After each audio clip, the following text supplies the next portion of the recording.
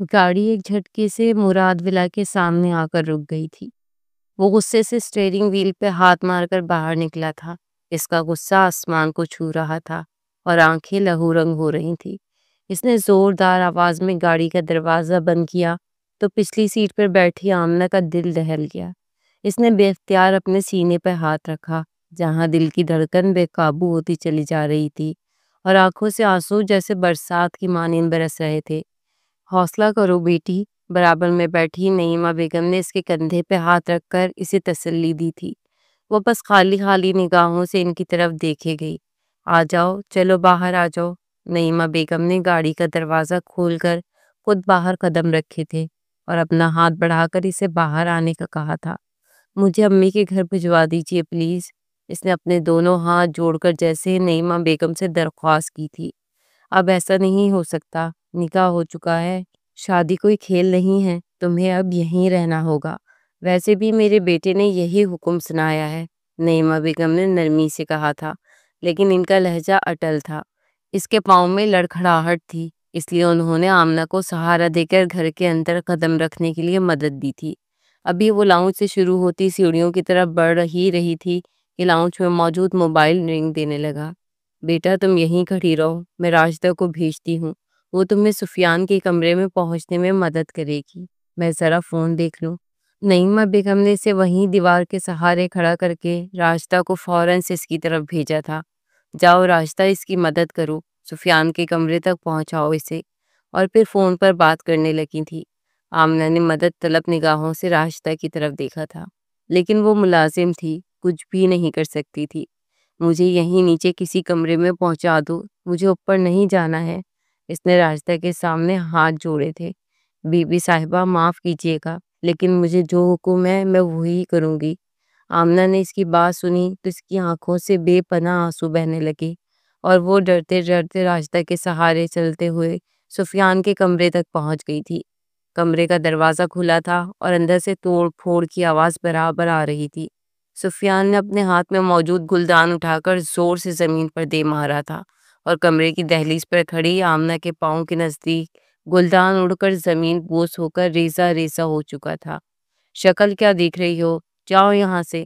سفیان کی لہو رنگ آنکھیں دیکھ کر راجدہ نے فوراً سے وہاں سے بھاگنے میں عافیت جانی تھی، اور اگلے ہی پل سفیان نے اسے ہاتھ بڑھا کر اندر کھینچا تھا۔ اس کے پاؤں میں کانچ چبھا تھا، لیکن وہ خوف کے مارے ساکت نگاہوں سے سفیان کو دیکھے گئی۔ سفیان نے زوردار انداز میں دروازہ بند کیا اور پھر اپنی شرٹ اتار کر اس کی طرف بڑھا تھا۔ کیا کہا تھا تم نے کہ میں نے تمہارے کردار کو داغدار کیا ہے؟ یہی کہا تھا نا تم نے؟ وہ انگلی اٹھا کر وارننگ دینے والے انداز میں اس کی طرف دیکھ کر زور زور سے چلا رہا تھا۔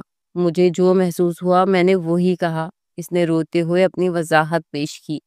تو تمہارا مطلب تو یہی تھا نا کہ تمہارا علاج کر کے میں پھنس گیا؟ کیا ثابت کرنا چاہتی تھی تم، کہ میں نے تمہاری عزت کو تار تار کیا ہے؟ ہاں، اگر تمہیں ویسے ہی مجھ سے شادی کرنی تھی اور یہ ڈرامہ کرنا تھا تو ایسے ہی کر لیتی، میری ذات پہ کیچڑ اچھالنے کی کیا ضرورت تھی؟ سفیان کا بس نہیں چل رہا تھا کہ وہ اپنے سامنے موجود لڑکی کا گلا زور سے دبا دے۔ مجھے جانے دیں۔ وہ اپنے دونوں ہاتھ آپس میں جوڑ کر بری طرح رو رہی تھی۔ اب ان ہاتھوں کو جوڑنے کا کوئی فائدہ نہیں ہے۔ جو تماشا تم نے ہاسپٹل میں سب کے سامنے میری ذات کا بنایا ہے، میں چن چن کر بدلہ لوں گا۔ اب تمہیں میں بتاؤں گا کہ میرا اصل لمس کیسا ہے۔ اس کی آنکھیں زہر آلود ہو رہی تھی اور آمنہ کو لگ رہا تھا کہ وہ زہر اس کے اپنے وجود کے اندر سرایت کر چکا ہے۔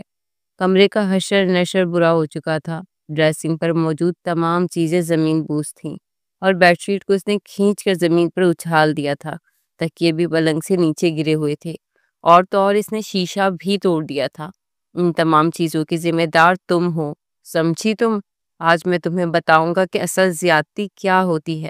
اس نے اپنا شرٹ پہلے سے ہی اتارا ہوا تھا۔ وہ اس کی طرف ایک جھٹکے سے بڑھا اور پھر اس نے آمنہ کو اپنی باہوں کے حصار میں لے لیا تھا۔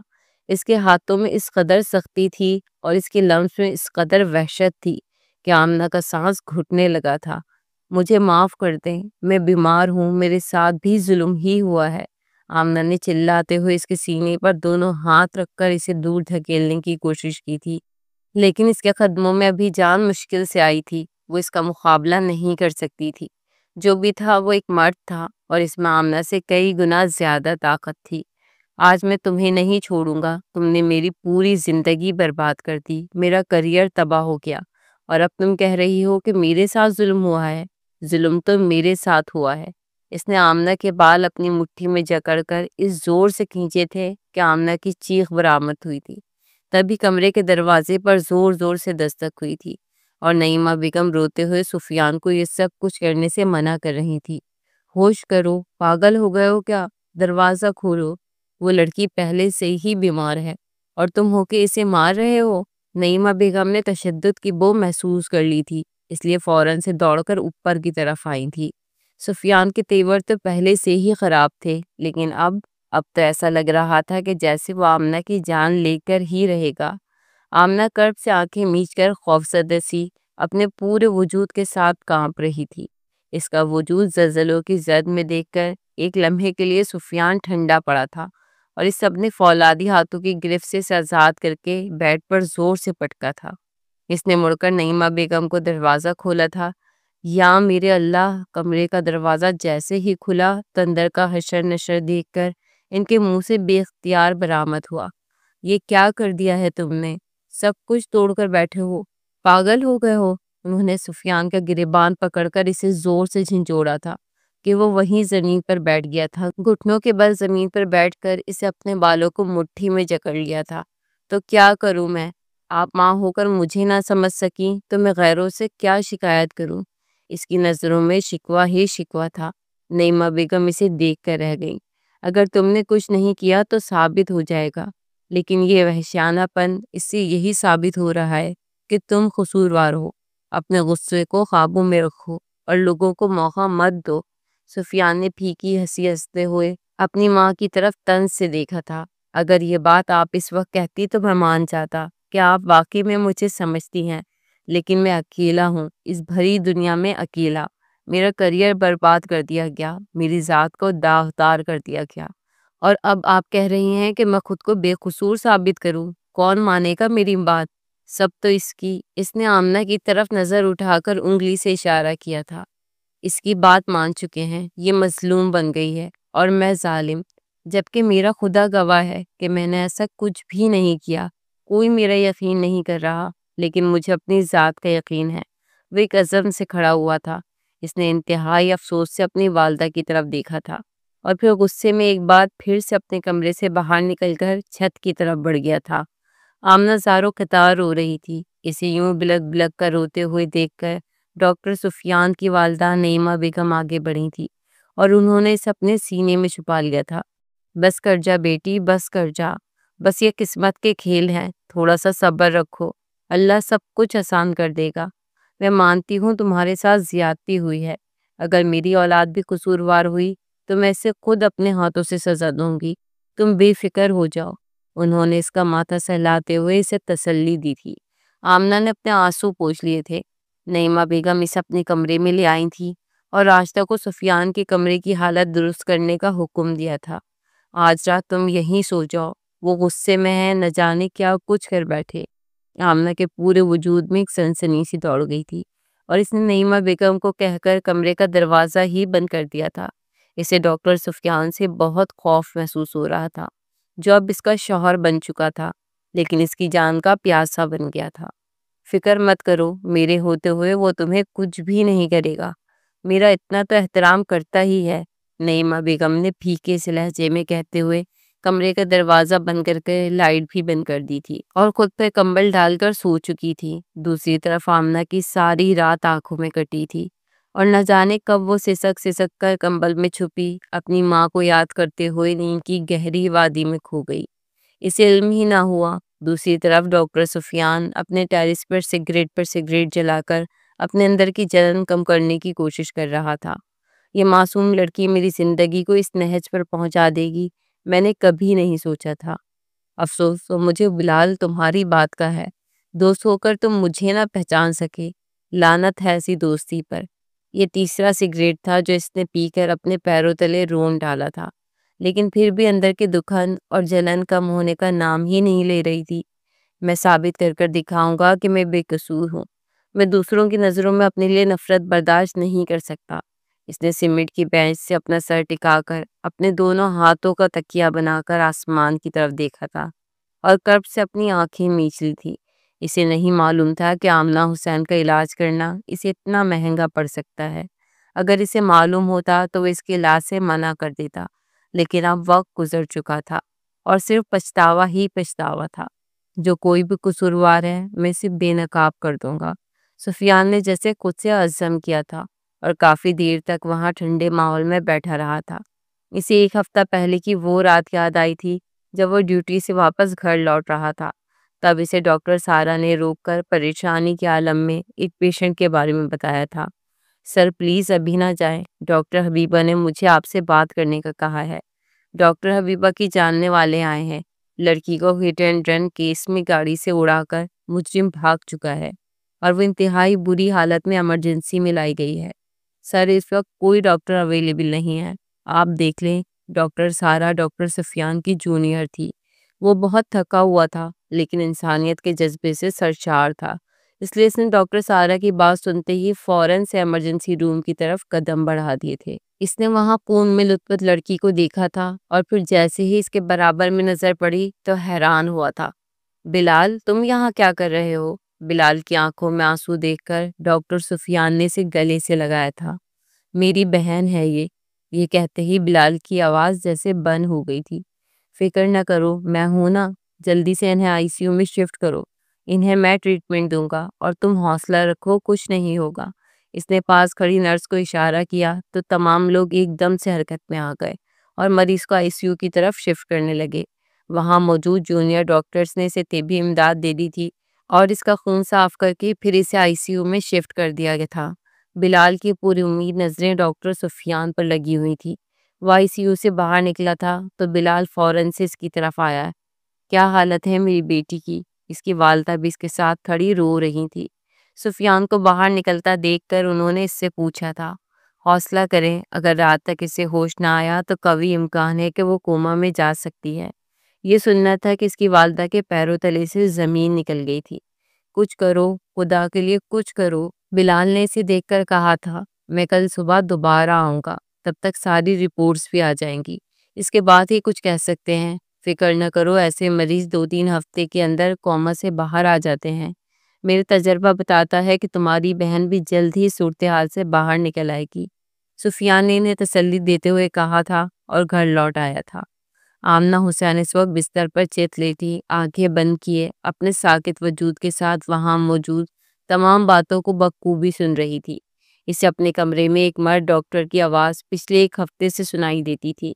اس کے ساتھ 2-3 نرسز تھیں اور پھر اسے اپنے بھائی اور والدہ صاحبہ کے علاوہ کوئی بھی اس کمرے میں محسوس نہیں ہوتا تھا۔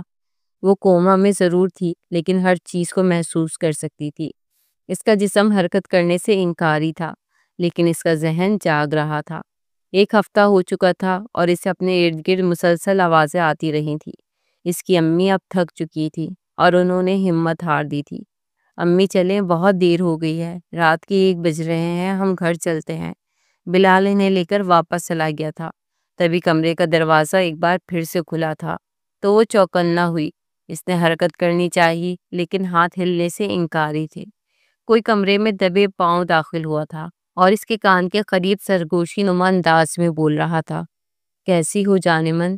پچھلے 1 ہفتے سے تمہیں نشانہ بنانے کا سوچ رہا ہوں۔ اتنا خوبصورت مال ہے اور میرے ہاتھ ہی نہیں آ رہا۔ وہ رونا چاہتی تھی لیکن رو نہیں پا رہی تھی۔ وہ چیخنا چاہتی تھی لیکن اس کی آواز جیسے حلق میں اٹک سی گئی تھی۔ دور ہو جاؤ غلیظ انسان۔ وہ جو کوئی بھی تھا دبے پاؤں کمرے میں داخل ہو کر اس کے ساتھ غلط حرکت کرنے کی نیت سے اس پر جھکا تھا۔ ایک ایک کر کے اس کے وجود سے کپڑے الگ کرنے لگا تو وہ رو پڑی تھی لیکن اس کی آنکھوں سے نکلنے والے آنسوؤں نے بھی اس جلاد سے شخص کو اپنی حرکت سے باز نہیں رکھا تھا۔ وہ اس کے ساتھ ہر حد سے گزر رہا تھا۔ تم جیسی خوبصورت لڑکی سے میں اتنے دن دور رہا، یہ میرے صبر کی انتہا ہے۔ وہ جو کوئی بھی تھا انتہائی سرگوشی نما آواز میں گفتگو کر رہا تھا تاکہ آمنہ حسین جو کوما کی حالت میں موجود تھی اس کی بات کو سن کر بھی اس کی آواز سے اسے پہچان نہ سکے۔ وہ اسے دور کرنا چاہتی تھی لیکن وہ بے بس تھی۔ لاچاری اور بے بسی کی کیفیت میں اس کی بند آنکھوں سے بھی سیلِ رواں مسلسل بہہ رہا تھا۔ وہ شخص اپنی کارروائی کر چکا تھا اور اس سے الگ ہو کر دوبارہ سے اس پر کمبل ڈال کر کمرے سے شاید غائب ہو گیا تھا۔ لیکن آمنہ حسین کی تو جیسے دنیا ہی اجڑ گئی تھی۔ وہ اس ہسپتال میں زیادتی کا نشانہ بنائی جا چکی تھی۔ وہ اس شخص کو پہچان نہیں پائی تھی، لیکن اسے اتنا یاد تھا کہ اس ایک ہفتے میں اس کے کمرے میں صرف ایک ہی مرد ڈاکٹر آیا کرتا تھا، جو بلال بھائی کا دوست تھا، اور اس ڈاکٹر کا نام ڈاکٹر سفیان تھا۔ ساری رات کرب اور اذیت سے گزری تھی۔ وہ جو کوئی بھی تھا، اس نے اپنے تمام ثبوت اور نشانات مٹانے کے بعد اسے اسی حالت میں چھوڑ دیا تھا۔ آنکھوں کے بھیگے کنارے اس کے ساتھ کی گئی زیادتی کی علامت تھے۔ صبح سویرے سورج کی پہلی کرن کمرے میں داخل ہوئی تھی اور ڈاکٹر سفیان نے اندر قدم رکھا تھا۔ ہیلو مس آمنہ، کیسی ہیں آپ؟ اور مس آمنہ کا دل چاہا تھا کہ وہ اس کا منہ نوچ لے۔ اس نے اپنے ہاتھ کو حرکت دینی چاہی تھی، لیکن وہ ساکت اپنی جگہ جیسے ٹھہرے ہوئے سے تھے۔ مس آمنہ، اب یہ تو زیادتی ہے، آپ کوشش ہی نہیں کر رہی ہیں۔ کم از کم آپ کوشش تو کریں تاکہ میری محنت رائگاں نہ جائے۔ آمنہ دل ہی دل میں رو پڑی تھی۔ کس محنت کی بات کر رہا تھا وہ؟ آپ میرے ساتھ تو دیتی نا۔ کل سے میں اپنی کوششوں میں لگا ہوا ہوں کہ آپ اٹھ جائیں، ہلنے لگیں، وجود میں حرکت کرنے لگیں، لیکن آپ کا ٹھنڈا سے رسپانس مجھے اچھا نہیں لگ رہا۔ ڈاکٹر سفیان اب اس کی نبض کو دیکھ رہا تھا اور اس کا چہرہ تھپتھپا کر اسے ہوش دلانے کی کوشش کرنے لگا۔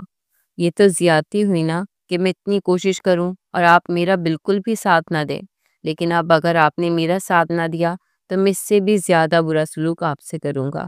تبھی سے اپنے بازو میں ایک انجیکشن کی سوئی سی چبھتی ہوئی محسوس ہوئی تھی، لیکن وہ اس درد سے کئی چھوٹی تھی جو درد اسے کل رات کو اپنے پورے وجود میں سرایت کرتا ہوا محسوس ہوا تھا۔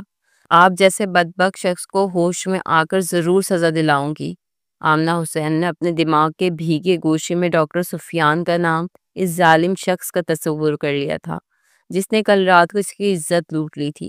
دیکھیں، اگر آپ نے آج کوشش نہ کی تو پھر مجھے ہر حد سے گزرنا پڑے گا۔ اس کے کان کے قریب جھک کر سرگوشی کرنے لگا اور آمنہ کے پورے وجود میں سنسناہٹ سی دوڑ گئی تھی۔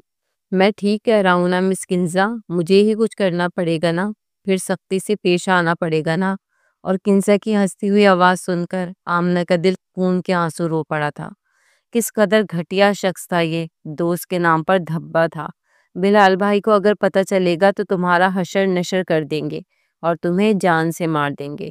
وہ ہمت کرنے لگی، اس کی انگلی ہلی تھی تو نرس نے ڈاکٹر سفیان کی توجہ اس کی ہلتی ہوئی انگلی پر دلوائی تھی۔ سر، مجھے لگتا ہے کہ رات تک یہ ہوش میں آ جائیں گی۔ ہمیں اب مزید محنت نہیں کرنا پڑے گی، ساری محنت انہیں خود ہی کرنی ہے۔ سفیان نے ہنستے ہوئے کنزا کی تائید کی تھی اور پھر کمرے میں ایک بار پھر سے خاموشی چھا گئی تھی۔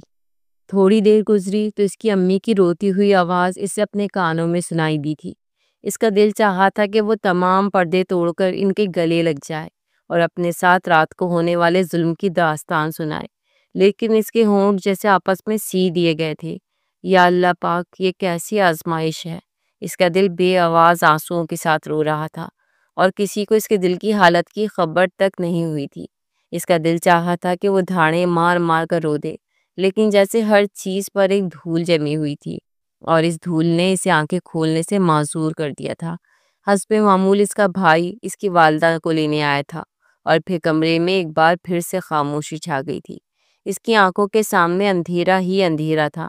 ایک دم سے خاموشی کے دورانیہ جب طویل ہوا تو اس کے دل کی دھڑکن بے پناہ بڑھ گئی تھی۔ تبھی کمرے کا دروازہ کسی نے آہستہ سی آواز کے ساتھ کھولا تھا اور کوئی اس پر ایک بار پھر سے جھکنے لگا تھا۔ اس کے وجود سے کمبل ہٹا دیا گیا تھا۔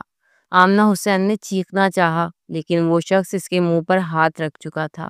وہ اپنے دانت اس کے جسم میں گاڑنا چاہتی تھی تاکہ وہ جو کوئی بھی کمینہ انسان تھا اس سے دور ہو جائے۔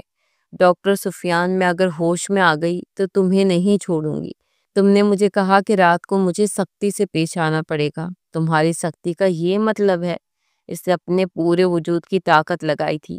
اس سے پہلے کہ وہ شخص کل رات والی حرکت کرتا، ایک دم سے اس کا ہاتھ ہلا تھا، فضا میں بلند ہوا تھا اور اس شخص کے منہ پر زوردار تھپڑ رسید کر گیا تھا۔ اگلے ہی پل اسے سانس لینے میں دشواری ہوئی تھی۔ وہ جو کوئی بھی تھا دوبارہ اس پر کمبل ڈالے باہر بھاگا تھا۔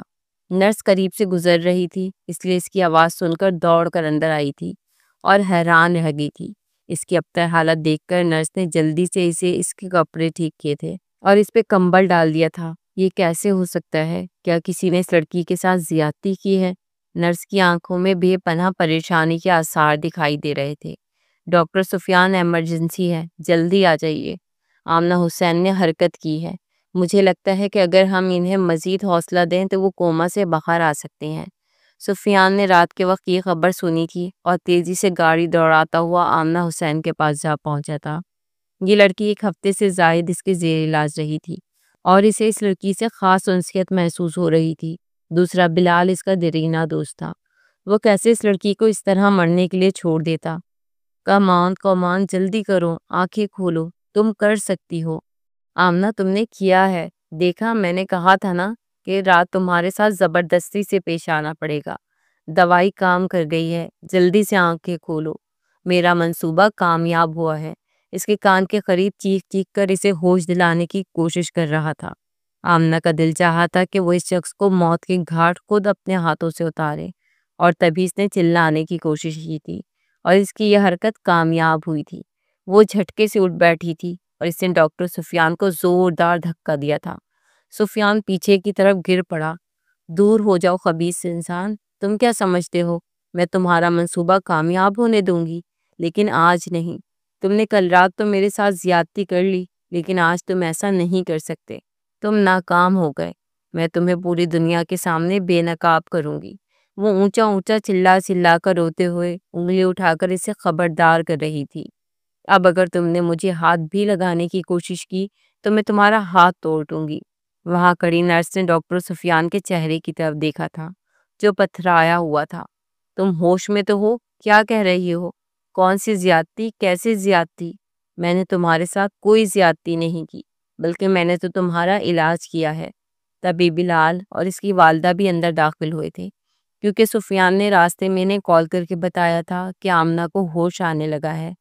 کیا ہو رہا ہے یہاں؟ بلال چلایا تو آمنہ نے اس کے سینے میں اپنا منہ چھپا لیا تھا۔ بھائی یہ شخص ڈاکٹر نہیں بلکہ ڈاکٹر کے روپ میں بھیڑیا ہے، درندہ ہے۔ اس نے میرے ساتھ زیادتی کی ہے۔ وہ منہ پر ہاتھ رکھ کر رو پڑی تھی۔ اس کی والدہ نے پھٹی پھٹی نگاہوں سے پہلے بلال کی طرف اور پھر سفیان کی طرف دیکھا تھا۔ یہ کیا کہہ رہی ہے سفیان؟ تم اتنا گر سکتے ہو؟ میں نے کبھی نہیں سوچا تھا۔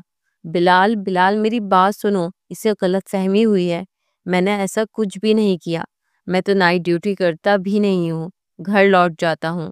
بلال کو غصے سے بپڑتے ہوئے دیکھ کر اور ہاسپٹل آسمان پر سر پہ اٹھاتا ہوا دیکھ کر ڈاکٹر سفیان ایک دم سے جیسے ہوش میں آیا۔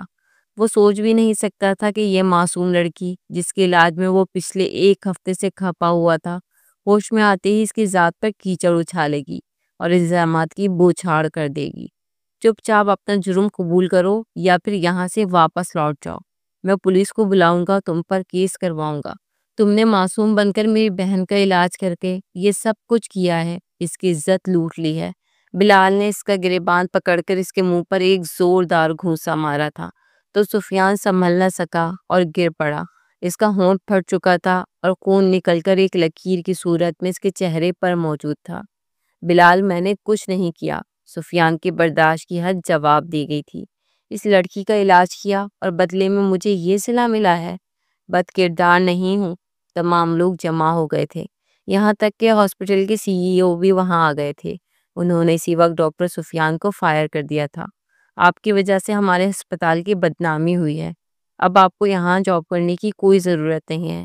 سفیان نے پھٹی پھٹی نگاہوں سے اپنے کریئر کو خود اپنے سامنے زمین بوس ہو کر برباد ہوتے دیکھا تھا، اور اس نے آمنہ کی طرف دیکھ کر چلاتے ہوئے یہ کہا تھا کہ میں مجرم نہیں ہوں، مجرم کوئی اور ہے۔ کیمرہ دیکھ لیتے ہیں۔ تبھی فوراً سے ٹیم حرکت میں آئی تھی اور کیمرے کی فوٹیج حاصل کر کے کمرے میں پہنچ گئی تھی۔ ICU کے وارڈ میں باقاعدہ طور پہ ایک شخص اندر داخل ہوا تھا جس نے سفید کوٹ پہن رکھا تھا۔ تمام لوگوں نے ایک بار پھر سے سفیان کی طرف دیکھا تھا۔ اب تو فوٹیج نے بھی بتا دیا ہے کہ رات کے وقت کمرے میں سفید کوٹ پہن کر جانے والا ڈاکٹر ہی تھا، اور اس کا علاج جو تم ہی کر رہے تھے۔ اب مان کیوں نہیں لیتے تم؟ آمنہ کی والدہ رو پڑی تھی۔ ڈاکٹر سفیان کی خود کی والدہ نعیمہ بیگم بھی وہاں پہنچ چکی تھی اور انہوں نے سفیان کی آنکھوں میں دیکھ کر سوال کیا تھا کہ بیٹا کیا واقعی میں تم نے یہ سب کچھ کیا ہے؟ اس نے نفی میں سر ہلایا تھا۔ میں نہیں ہوں، یہ سی سی ٹی وی فوٹیج میں اگر کوئی بھی کوٹ پہن کر اندر داخل ہو جائے گا تو اس پر ڈاکٹر سفیان کا نام لگا دیا جائے گا، وہ چلایا تھا۔ نیوز رپورٹر بھی پہنچ گئے تھے، دھڑا دھڑ تصویریں کھینچی جا چکی تھی۔ آمنہ نے اپنا منہ چھپانے کی کوشش کی تھی، لیکن وہ خبروں کی زینت بن چکی تھی۔ میری بیٹی برباد ہو گئی، رسوا ہو گئے ہم، اور ابھی تک تم انکار کر رہے ہو۔ کون اپنائے گا اسے؟ اس کی تو زندگی ہی برباد ہو گئی۔ پورے جہاں میں خبر پھیل گئی ہے۔ آمنہ کی والدہ کی خوشیاں انتہائی کم عمر ثابت ہوئی تھی۔ اس سے پہلے کہ وہ اپنی بیٹی کے ہوش میں آنے کی خبر پر خوش ہوتی، ایک دم سے سب کچھ برباد ہو گیا تھا۔ آپ میڈیکل ٹیسٹ کروائیں، اس لڑکی کا تب پتہ چلے گا کہ یہ سچی ہے یا جھوٹی، اس کے ساتھ زیادتی ہوئی بھی ہے یا نہیں، یا صرف مجھے بدنام کرنے کے لیے یہ سب کچھ کیا ہے۔ سفیان نے کہا تو فوراً سے اسی وقت لیڈی ڈاکٹر نے اس کا معائنہ کیا تھا اور یہ تصدیق کر دی تھی کہ واقعی میں آمنہ حسین کے ساتھ زیادتی ہوئی ہے۔ اب سفیان کے پاس اور کوئی چارہ نہیں تھا۔ میں تمہیں پولیس کے حوالے کروں گا۔ نعیمہ بیگم نے اپنے دونوں ہاتھ بلال کے سامنے جوڑے تھے۔ میرا بیٹا اسے اپنائے گا، کوئی اسے پولیس کے حوالے نہیں کرے گا۔ اگر اس نے اس کے ساتھ جرم کیا ہے تو اس کو یہ عزت دے گا، بات یہیں ختم ہو جاتی ہے۔ سفیان نے نفی میں سر ہلایا تھا۔ اماں آپ کیا کر رہی ہیں؟ میں بے قصور ہوں، میں کیوں اسے اپنا کر خود کو قصوروار ظاہر کر دوں؟ یہ فیصلہ غلط ہے۔ تبھی بلال نے اور آمنہ کی والدہ نے آگے بڑھ کر سفیان پہ دباؤ ڈالنا شروع کر دیا تھا۔ تم ہی اسے اپناؤ گے کیونکہ اب اس کی خبر پورے میں پھیل چکی ہے۔ تمہارے نکاح کی خبر بھی پھیل جائے گی تو کوئی اس کے وجود پر انگلی نہیں اٹھا سکے گا۔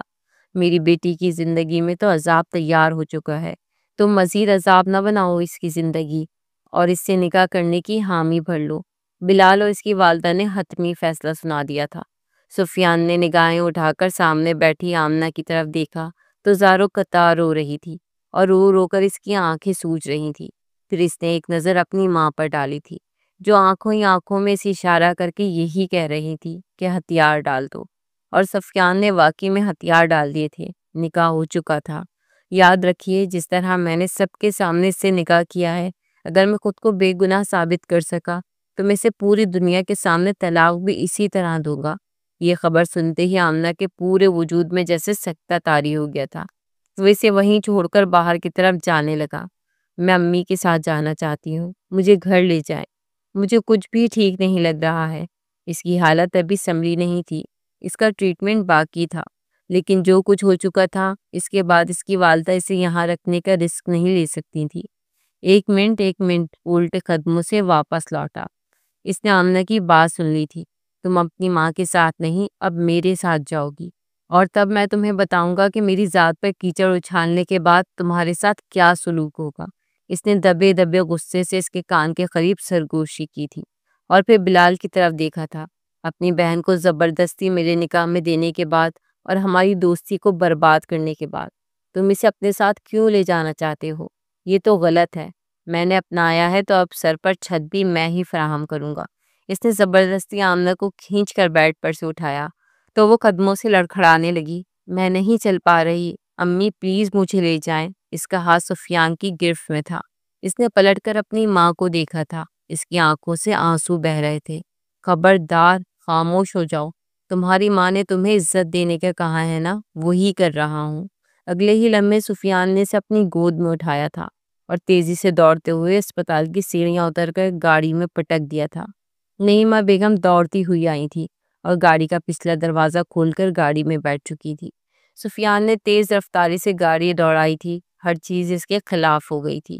تمام لوگوں کے سامنے وہ مذاق بن گیا تھا، خبروں میں اس کا چہرہ دکھا دیا گیا تھا، اور ساتھ ہی ساتھ یہ ہیڈ لائن چل رہی تھی کہ ڈاکٹر سفیان نے ایک معصوم کم عمر 19 سالہ لڑکی کو درندگی کا نشانہ بنایا ہے جو کوما کے پیشنٹ تھی۔ اس نے گاڑی میں ریڈیو لگا کر یہ خبر خود سنی تھی اور اس کا دل چاہا تھا کہ زمین پھٹے اور اس میں سما جائے تاکہ اس کی زندگی کی یہ تکلیفیں اسے برداشت نہ کرنی پڑیں۔ اس نے ڈاکٹری کی ڈگری انتہائی محنت کے بعد حاصل کی تھی اور اب اس کا اسپیشلائزیشن چل رہا تھا، لیکن پھر وہی سب کچھ ہوا تھا جو کوئی بھی انسان اپنے ساتھ ہونے کا سوچ بھی نہیں سکتا تھا۔ اس نے انتہائی تیز ڈرائیونگ کی تھی، اس کی والدہ نے اسے کئی بار ٹوکا تھا، لیکن شاید وہ جیسے اپنے حواسوں میں نہیں تھا۔ آمنہ نے کرب سے اپنی آنکھیں میچ لی تھی۔ وہ بار بار ایک ہی بات کہے جا رہی تھی کہ اس کی والدہ کے پاس جانا ہے، لیکن اب وقت اپنے ہاتھوں سے سرک چکا تھا۔ اس کی عزت بچانے کی خاطر اس کا نکاح ڈاکٹر سفیان سے ایمرجنسی کر تو دیا گیا تھا، لیکن شاید ساری زندگی اب اسے پچھتانا ہی تھا۔ یہ بات آمنہ کو جیسے کسی ہتھوڑے کی مانند سر پر لگ کر برس رہی تھی۔ گاڑی ایک جھٹکے سے مراد ولا کے آگے رکی تھی اور وہ تیزی سے گاڑی کا دروازہ کھول کر اندر داخل ہوا تھا۔ آمنہ بار بار رو رو کر ایک ہی مطالبہ کر رہی تھی کہ اسے اپنی امی کے پاس جانے دیا جائے، لیکن وہ اس کی بات سننے کے لیے تیار نہیں تھا۔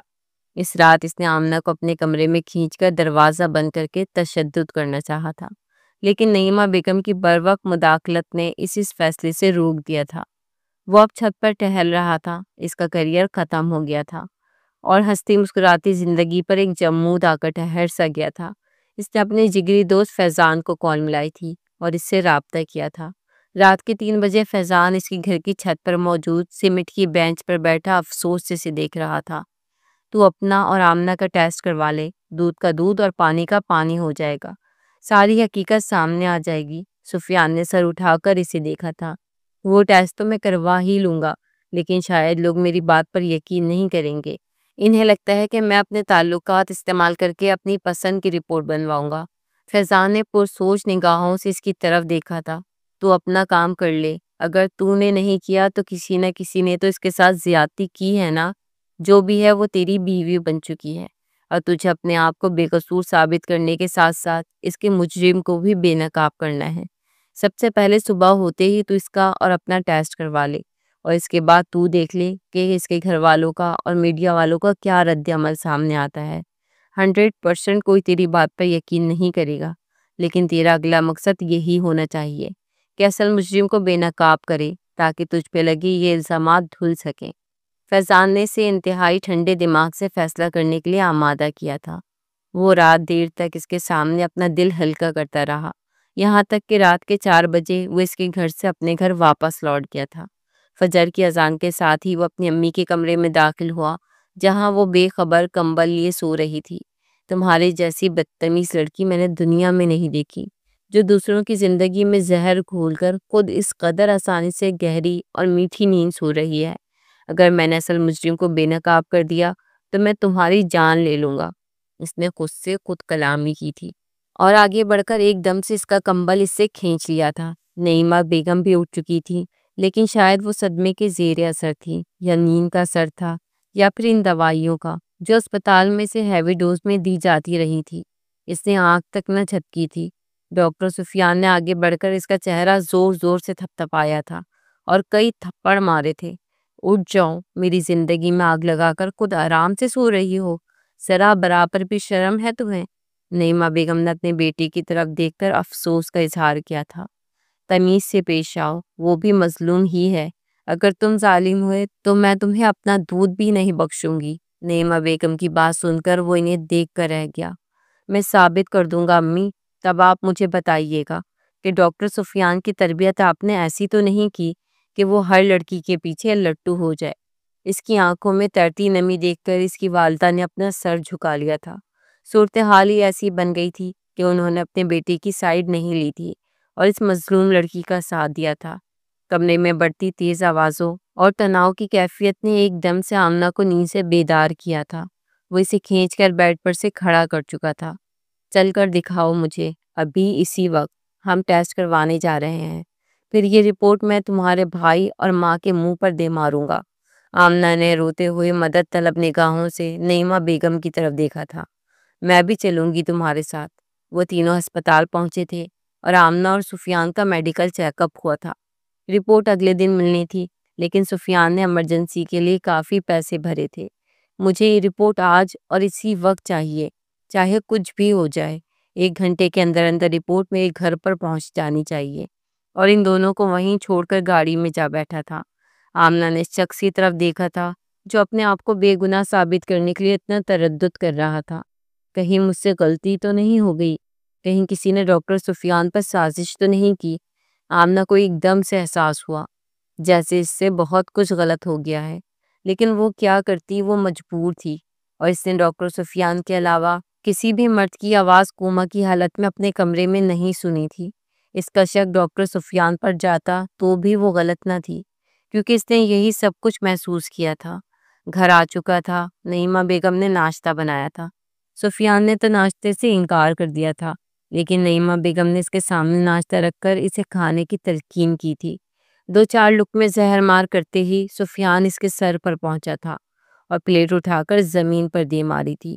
تم تب تک بھوکی پیاسی رہو گی جب تک رپورٹ نہیں آ جاتی، اور اگر میں بے گناہ ثابت ہو گیا نا تو پھر تمہارے ساتھ جو سلوک کروں گا وہ تمہاری 7 پشتیں یاد رکھیں گی۔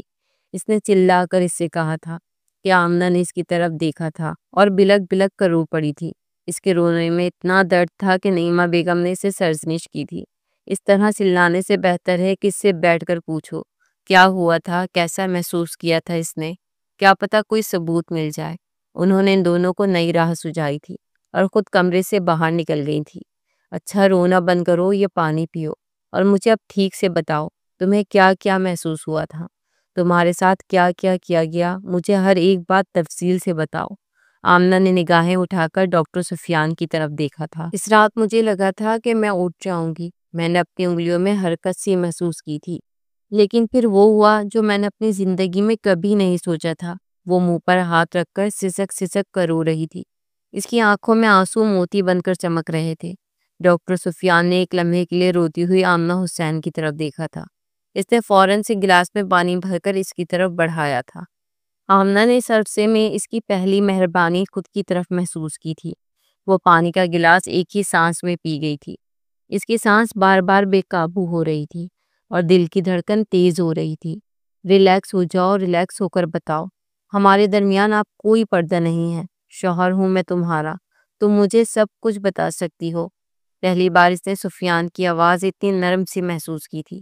اس کا دل چاہا کہ وہ اپنا دل کھول کر اس کے سامنے رکھ دے۔ کمرے میں کوئی داخل ہوا تھا، مجھے دروازے کی آواز آئی تھی اور پھر اس نے مجھے چومنا شروع کر دیا تھا۔ میرے جسم سے سارے پردے ہٹا دیے تھے اور پھر وہی سب کچھ کیا تھا جو زیادتی کے زمرے میں آتا ہے۔ اس نے مجھے کہا تھا کہ میں کل پھر آؤں گا اور تمہیں محنت سے اپنی آنکھیں کھولنے پر مجبور کر دوں گا۔ مجھے لگا تھا کہ آپ بار بار یہی بات کرتے تھے کہ میں تمہیں اٹھنے پر مجبور کر دوں گا، تم آنکھیں کھول دو گی، میں تمہیں ایسی دوائی دوں گا کہ تم سب کچھ بھول کر ہوش میں آ جاؤ گی۔ انہی باتوں کی وجہ سے مجھے لگا تھا کہ وہ شخص آپ ہی ہیں۔ میں اس کی آواز نہیں پہچان سکی کیونکہ کمرے میں صرف ایک ہی مرد کی آواز سنتی تھی اور وہ آپ کی تھی۔ وہ جو کوئی بھی تھا سرگوشی نما آواز میں گفتگو کرتا تھا، اس لیے مجھے اس کی آواز پہچاننے میں مشکل ہوئی تھی۔ اس روز بھی جب مجھے ہوش آیا تو وہ میرے ساتھ غلط کرنا چاہتا تھا، لیکن تب میں ہوش میں آ گئی تھی، پر وہ میری نظروں سے اوجھل ہو چکا تھا۔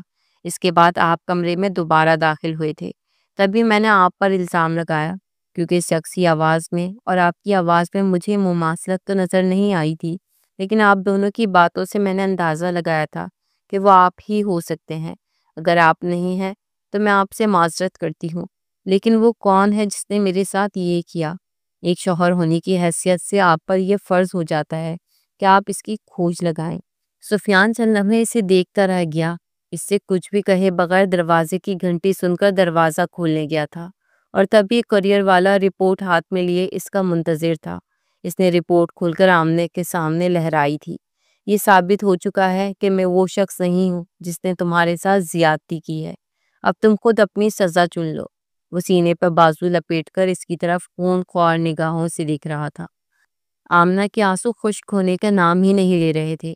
چلو میرے ساتھ، میں ابھی اسی وقت تمہیں وہاں جا کر طلاق دوں گا۔ تمہاری میری زندگی میں کوئی جگہ نہیں ہے۔ میں اتنا فرشتہ نہیں بن سکتا کہ تم نے میری زندگی برباد کی اور میں چپ چاپ سہتا رہوں، بلکہ تمہیں اپنے گھر میں جگہ دوں۔ تمہاری جگہ وہیں ہے، تمہیں وہیں ہونا چاہیے۔ وہ اسے گھسیٹ کر گاڑی تک لے آیا اور تیز رفتاری سے گاڑی بلال کے گھر کی طرف دوڑا دی تھی۔ تھوڑی ہی دیر میں وہ بلال کے پاس پہنچ چکے تھے۔ امی، وہ روتے ہوئے اپنی ماں کے گلے لگی تو بلال نے ایک بار پھر سے سفیان کا گریبان پکڑنا چاہا۔ بس اب اور نہیں بلال، میں نے کہا تھا نا، میں خود کو بے قصور ثابت کروں گا۔ یہ دیکھو، اس نے پرچہ ہوا میں لہرایا، یہ رپورٹ ثابت کرتی ہے کہ میں بے قصور ہوں۔ تمہاری بہن نے مجھ پر غلط الزام لگایا ہے، میں نے اس کے ساتھ زیادتی نہیں کی۔ اب تمہیں سکون پہنچ چکا؟ بلال نے اس کے ہاتھ سے پرچہ لے کر دیکھا تھا۔ رپورٹ یہی کہانی سنا رہی تھی۔ بلال نے طنزیہ ہنستے ہوئے رپورٹ کے 2 ٹکڑے کر کے اس کے منہ پر اچھال دی تھی۔ یہ تم کسی اور کو بھی رشوت دے کر تیار کروا سکتے ہو۔ میں اس بات پر یقین نہیں رکھتا۔ تم جیسے ڈھیٹ اور بدبخت شخص کے ساتھ میں رشتہ بھی قائم نہیں رکھنا چاہتا، لیکن کیا کروں، مجبوری ہے، میری بہن کو پھر کون اپنائے گا، اس لیے اسے تمہارے ساتھ رخصت کر دیا۔ پر اب یہاں کیا لینے آئے ہو؟ سفیان نے دکھ بھری نگاہوں سے اس کی طرف دیکھا تھا۔ تمہیں کیا لگتا ہے کہ میں پیسوں کی خاطر اتنا گر سکتا ہوں؟ میں اب اصل مجرم کو سامنے لاؤں گا، تب تمہیں اندازہ ہوگا کہ تم نے اپنی زبان سے اتنے بڑے الفاظ بول کر میری ذات پر کتنے زخم لگائے ہیں۔ سفیان کی آنکھوں میں نمی دیکھ کر آمنہ کے دل کو بے اختیار کچھ ہوا تھا۔ رپورٹ تو یہی بتاتی تھی کہ وہ اس کا مجرم نہیں ہے، تو پھر کون ہے؟ سفیان گھر سے باہر نکلا تو آمنہ بھی دوڑ کر اس کے پیچھے آئی تھی، حالانکہ اس کے ٹانگوں میں بہت درد تھا۔ وہ جلدی سے گاڑی میں بیٹھی تو وہ گاڑی دوڑا کر اسے گھر کے پاس اتار کر نہ جانے کہاں چلا گیا تھا۔ فیضان، مجھے تمہاری مدد کی ضرورت ہے۔ اس نے فیضان کو میسج ٹائپ کر کے بھیج دیا تھا اور اس سے چند ضروری چیزیں منگوائی تھی۔ فیضان اس کی مدد کو حاضر ہو چکا تھا۔ مجھے ہسپتال کے ایک شخص پر شک ہے، میں اندر جا کر پتہ لگانا چاہتا ہوں، تم یہاں گاڑی میں کیمرے سے مانیٹر کرتے رہنا۔ اس نے فیضان کو اپنی گاڑی میں بٹھایا تھا اور خود اپنے چہرے پہ ماسک لگا کر پی کیپ پہن کر اندر کی طرف بڑھ گیا تھا۔ ہسپتال میں کافی رش تھا۔ اس نے ایمرجنسی وارڈ کی بجائے جنرل وارڈ کا راستہ چنا تھا۔ وہاں ہر کوئی اپنے اپنے کام میں مصروف تھا۔ تبھی ایک شخص سے وہ بری طرح ٹکرایا تھا۔ دیکھ کر نہیں چل سکتے، اندھے ہو گیا؟ وہ شخص ہسپتال کی صفائی میں مصروف تھا اور فرش کی صفائی کر رہا تھا۔ اس کی نگاہیں بار بار بہک بہک کر وہاں موجود 10 سال کی ایک چھوٹی سی بچی پر جا رہی تھی اور وہ بار بار اسی کے بیڈ کے پاس جا کر پوچھا لگانے کی کوشش کر رہا تھا۔ وہ بچی اس وقت اکیلی تھی، شاید اس کی اٹینڈنٹ دوائی لینے کے لیے گئی ہوئی تھی۔ سفیان ویٹنگ روم میں بیٹھا وارڈ کے اندر سے یہ منظر دیکھ رہا تھا۔ تب اس شخص نے ایک ایسی حرکت کی تھی کہ سفیان کا دل چاہا تھا کہ وہ اس شخص کو وہیں زمین پر لٹا کر مارنا شروع کر دے، لیکن وہ صبر سے دیکھ رہا تھا۔ اٹینڈنٹ آ چکی تھی اور اس لڑکی کے پاس بیٹھ گئی تھی۔ وہ شخص وہاں سے نکل کر اب زچہ بچہ وارڈ کے پاس پہنچ چکا تھا، جہاں کئی عورتوں کی موجودگی میں اس کی آنکھوں میں موجود ہوس دیکھ کر سفیان نے صحیح وقت کا انتظار کرنا مناسب سمجھا تھا۔ وارڈ میں سناٹا چھایا ہوا تھا، ہر کوئی نیند لینے میں مصروف تھا۔ تبھی وہ ایک درمیانی عمر کی لڑکی کے بیڈ کے پاس گیا تھا اور غیر محسوس انداز میں اس کے بیڈ کے بالکل قریب کھڑے ہو کر پردے لگا دیے تھے۔ سفیان کے کان کھڑے ہو گئے تھے۔ اس نے فیضان کو کال ملائی تھی، کیمرے میں سب نظر آ رہا تھا۔ اس نے فیضان سے پوچھا تھا، جلدی جاؤ سفیان، وہ اس کے ساتھ بہت کچھ غلط کر رہا ہے۔ فیضان نے کیمرے پہ ہاتھ رکھ کر سفیان کو اطلاع دی تھی۔ اس نے اپنی کیپ اتار کر زمین پر پھینکی تھی، ماسک اتار کر ڈسٹ بن میں ڈالا تھا اور آستین اوپر چڑھا کر وہاں پہنچ چکا تھا۔ پردے ہٹا کر اس نے جو کچھ دیکھا تھا وہ ناقابل یقین تھا۔ وہ لڑکی زارو قطار ہو رہی تھی۔ اس نے اس کے منہ پر ہاتھ رکھا تھا اور اس کے ساتھ غلط حرکات میں مصروف تھا۔ تمہاری اتنی ہمت، تمہاری وجہ سے مجھ پر الزام لگا اور تم یہاں ابھی تک آزاد گھوم رہے ہو۔ اس نے اسے گریبان سے کھینچ کر باہر نکالا تھا۔ اس لڑکی نے فوراً سے اپنے کپڑے درست کیے تھے اور رو پڑی تھی۔ وہ مسلسل اسے پیٹ رہا تھا۔ ڈاکٹر سفیان کو وہاں دیکھ کر سارا عملہ جمع ہو گیا تھا۔ وہ شخص جو صفائی پر مامور تھا 6 مہینے پہلے ہی جاب پر لگا تھا، لیکن اس کی حرکات مشکوک تھی۔ تم یہاں کیا کر رہے ہو؟ اسپتال کے CEO نے دیکھا تو سفیان پر برسنے لگا۔ میں یہاں اپنے اصل مجرم کو بے نقاب کرنے آیا ہوں۔ بلاؤ میڈیا کو، یہ خود ان کے سامنے اپنے جرم کا اعتراف کرے گا۔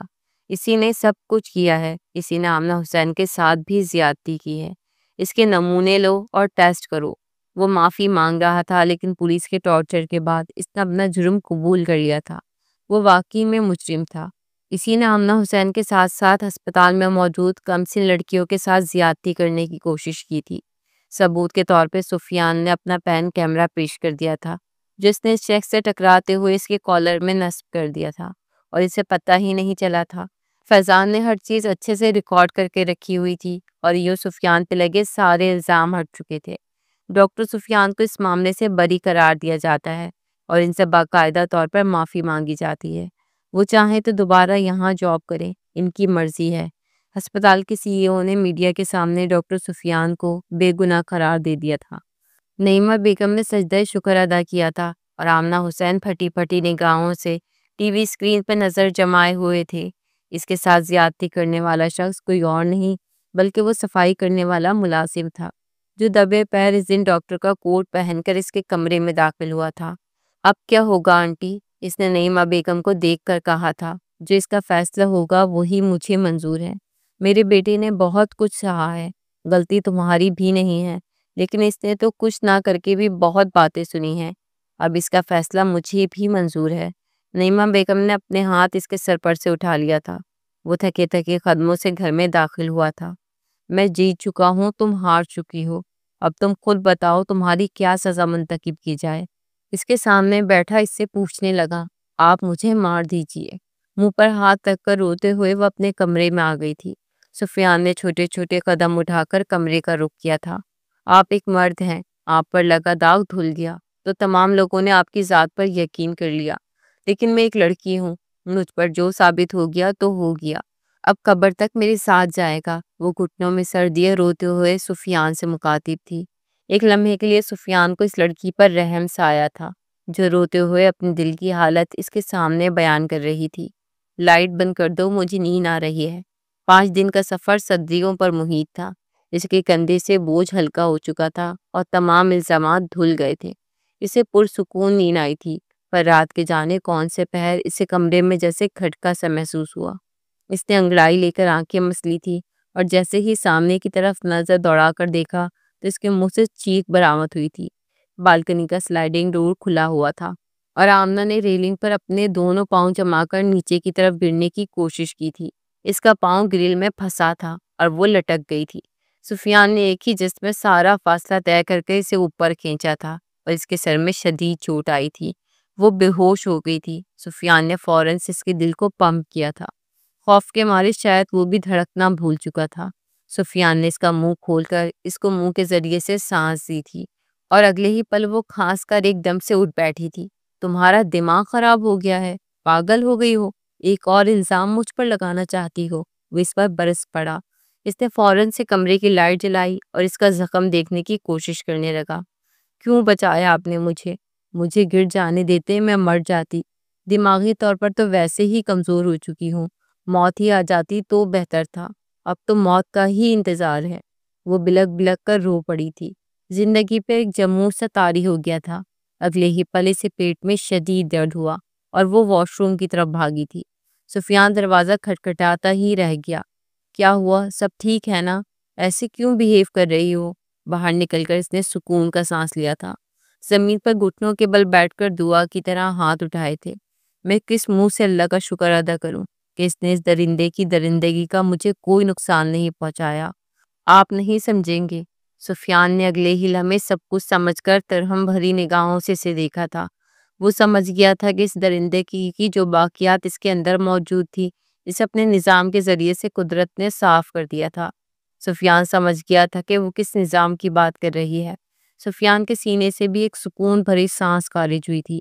اسی بات کی پریشانی نے اسے آمنہ سے دور رکھا تھا۔ اگر وہ اس درندے کی درندگی سے ماں بن گئی تو یہی خوف اسے سونے نہیں دیتا تھا اور یہی خوف ان دونوں کے درمیان اس قدر لاتعلقی اور بیگانگی کی وجہ بنی تھی۔ اسے اپنی ماں کا کہا گیا جملہ یاد آیا تھا، وہ مظلوم ہے، اس کے ساتھ تم ظالم مت بنو ورنہ خدا کی پکڑ میں آؤ گے۔ اور سفیان نے اس کی بات سنتے ہی ہتھیار ڈال دیے تھے۔ تمہارے سر سے خون بہ رہا ہے، لاؤ میں صاف کر دوں۔ وہ فرسٹ ایڈ باکس لے کر اس کے پاس بیٹھ کر اس کا خون صاف کرنے لگا تو وہ سہم کر پیچھے ہوئی۔ ڈرو مت، کچھ بھی نہیں کھاؤں گا۔ اس نے اس کے سر پر پٹی باندھ دی تھی اور اس کا چہرہ اپنے ہاتھوں کے پیالے میں بھر کر اس کی آنکھوں سے نکلنے والے آنسوؤں کو اپنے ہاتھوں سے صاف کیا تھا۔ اب زندگی میں سب کچھ صاف ہو چکا ہے، دھن چھٹ گئی ہے، ہر چیز واضح ہے۔ اس درندے کی نشانی تمہارے اندر سے ختم ہو گئی۔ تم میری بیوی ہو، میں تمہیں قبول کرتا ہوں، میں تمہیں کوئی نقصان نہیں پہنچاؤں گا، وعدہ کرتا ہوں۔ کبھی اس بات کا طعنہ نہیں دوں گا کہ تم میری پیشنٹ رہ چکی ہو اور مجھے تم سے دلی ہمدردی ہے۔ ابھی تمہیں علاج کروانا باقی ہے، تمہارے اندر بہت سی کمیاں رہ جائیں گی ورنہ۔ وہ اس وقت بھی اس کی فکر کر رہا تھا۔ ایک ڈاکٹر ہونے کے ناطے سے اچھی طرح پتا تھا کہ آمنہ کس قدر برے دور اور تکلیف سے گزر رہی ہے۔ اس کے اندر کا ہیلنگ سسٹم بھی ابھی ٹھیک طرح سے کام نہیں کر پایا تھا اور اس کی زندگی میں یہ حادثہ رونما ہو گیا تھا۔ وہ شخص جہنم رسید ہو جائے گا، اسے سرعام پھانسی دے دی جائے گی تاکہ آئندہ کوئی یہ جرت نہ کر سکے۔ لیکن میں ایک شوہر ہونے کی حیثیت سے، چاہے ہماری شادی جن بھی حالات میں ہوئی، تم سے وعدہ کرتا ہوں کہ تمہیں اب زندگی کے کسی بھی مشکل موڑ پر کبھی تنہا نہیں چھوڑوں گا، بلکہ ہمیشہ تمہارا ساتھ دوں گا۔ اس کے دونوں ہاتھوں کو تھام کر اس نے اپنی آنکھوں سے لگائے تھے۔ اگر آج تمہیں کچھ ہو جاتا تو شاید میں عمر بھر خود سے نظریں نہ ملا پاتا اور خود کو معاف نہ کر پاتا۔ سفیان سر جھکا اعتراف کر رہا تھا۔ آمنہ اور اس کی نظریں چند لمحے کے لیے ملی تھیں اور اگلے ہی پل سفیان نے اسے ہاتھ کھینچ کر اپنے سینے سے لگا لیا تھا۔ اس کے بال سہلا کر اسے پرسکون کرنے کی کوشش کر رہا تھا اور اس کے سینے میں سر چھپائے آمنہ کو لگا تھا کہ اس سے زیادہ راحت اسے اور کہیں محسوس نہیں ہو سکتی۔ سکون کی ایک لہر اس کے پورے وجود میں دوڑ گئی تھی۔ زندگی آسان ہو جائے گی، بس ہمیں ثابت قدم رہنا پڑے گا۔ میں کل سے دوبارہ اسپتال جوائن کر لوں گا اور تم بھی دوبارہ زندگی کی طرف لوٹ آؤ گی۔ معمول کے مطابق کام کرنا شروع کر دو، بس تمہیں کچھ میڈیسنز کھانا پڑیں گی۔ آمنہ نے مسکراتے ہوئے نم آنکھوں سے اس کی طرف دیکھا تھا، جو ہر بات میں اپنی ڈاکٹری ضرور جھاڑتا تھا۔ کیا ہوا؟ ایسے کیوں دیکھ رہی ہو؟ کیا آپ ساری زندگی دوائیوں کی زبان میں باتیں کرتے رہیں گے؟ آمنہ کی بات سنتے ہی سفیان کا زوردار قہقہ بلند ہوا تھا۔ زندگی دور کھڑی مسکرا رہی تھی۔ اگلے دن سفیان اسے لے کر اس کے گھر والوں کے پاس آیا تھا تاکہ اس کی والدہ کی پریشانی دور ہو سکے۔ آمنہ کو مسکراتا ہوا دیکھ کر اس کی والدہ اور بلال نے سکون کا سانس بھرا تھا۔ بلال نے اپنے دونوں ہاتھ جوڑ کر سفیان سے معافی مانگ لی تھی۔ اس کی زندگی میں موجود تمام غلط فہمیاں دور ہو چکی تھی اور یوں زندگی کا یہ باب تمام ہوا تھا۔ خوشیوں نے ان کی دہلیز پر قدم رکھا تھا اور دستک دے کر باقاعدہ طور پر اندر داخل ہوئی تھی۔ سفیان نے آمنہ کے ہمراہ اپنی زندگی میں خوشیوں کا بھرپور استقبال کیا تھا۔